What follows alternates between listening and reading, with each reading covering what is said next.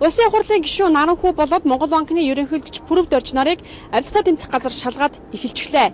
За учир нь их юм бол эрүүгийн хуулийн 264 дугаар зүйл буюу төрийн албан тушаалтан эрх мэдлээ хэтрүүлэн хэрэгэлсэн гэх үндслээр тэднийг шалгаж байгаа юм байна. За хариуцсан хүн нь буюу хилцээний дарга нь яг өнөөдрийн байдлаар амралттай байгаа учраас энэ талаар судалж байгаад маргааш одоо манай телевизэд ярилцлага өгөхөө хэллээ.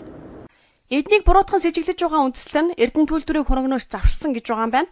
Улсын хурлын гишүүн Наранхүү болоод Монгол банкны ерөнхийлөгч Пүрэв Дорж нарыг хамт шалгаж байгаа юм байна. Энэ хоёр албан тушаалтны эрхийг төтгөлзүүлэх асуудлыг улсын хуралд өргөн барихаар зэхиж байгаа гэх шуум байна.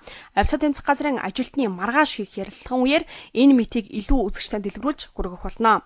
Бид улсын хурлын гишүүн Наранхүү болоод Пүрэв Дорж нарын утас руу залгахад харамсалтай нь холбогдох боломжгүй байлаа. Авилгатай тэмцэх газар дараггүйгээр үйл ажиллагаа явуулсаар байгаа ч шалгасан албан тушаалтнууд нь буруугүй байна гэд хэргийг нь хаасан хэд хэдэн хэрэг өнгөрсөн хавраас хойш гараад байгаа лээ. Авилгатай тэмцэх газар шалгуулж байгаа ээлжит төрийн дэд албан тушаалтны хэрэг хэрхэн шийдэгдэж хөрөг завьсан эсэх нь удахгүй тодорхойлно. Шууд болортой мэдээллээ.